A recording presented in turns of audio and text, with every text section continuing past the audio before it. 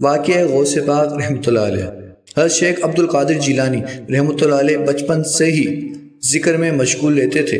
ایک مرتبہ سفر کے دوران ڈاکوؤں نے قافلے کو لوٹ لیا۔ آپ سے پوچھا گیا، کیا تمہارے پاس کچھ ہے؟ آپ رحمۃ اللہ علیہ نے فرمایا، ہاں 40 دینار ہیں۔ تو ڈاکو نے تلاشی لی۔ تلاشی لینے کے بعد اس ڈاکو کو کچھ نہ ملا۔ وہ اپنے سردار کے پاس لے گیا اور بولا، یہ بچہ بولتا ہے کہ میرے پاس 40 دینار ہے۔ ڈاکو کے سردار نے ان سے پوچھا، کیا تمہارے پاس کچھ ہے؟ آپ نے پھر وہی ارشاد فرمایا، ہاں میرے پاس 40 دینار ہے۔ اس نے پوچھا، کہاں ہے؟ آپ رحمۃ اللہ نے ارشاد فرمایا، میری والدہ نے میرے کپڑوں میں سی دیے تھے۔ ڈاکو حیران ہو گئے اور پوچھا، تم نے ہمیں سچ کیوں بتا دیا؟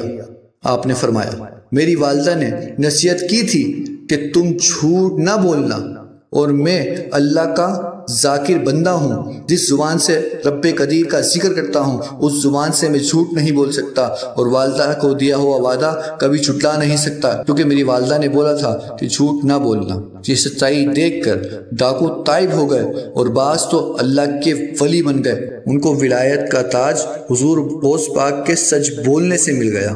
سبق: سچائی، ذکر اللہ اور والدین کی نیک نصیحت پر عمل انسان کو ولایت کے راستے پر ڈال دیتا ہے۔